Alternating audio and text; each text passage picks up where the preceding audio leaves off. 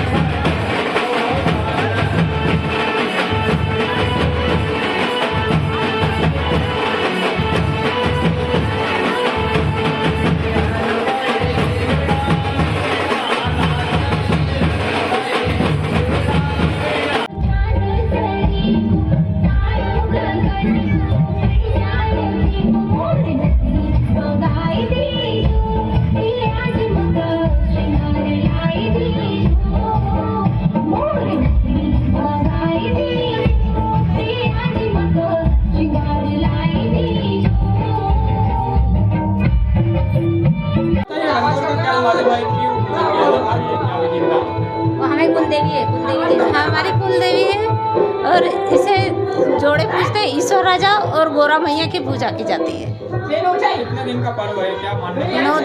9 दिन का पर्व है और 11 से बोते हैं, मूड धराती है और 30 के दिन पाठ बिठाते हैं और माता जी इन्हें खड़े हो जाते हैं, बोढ़ाते हैं और चौथ के दिन बोढ़ा दिया जाता है।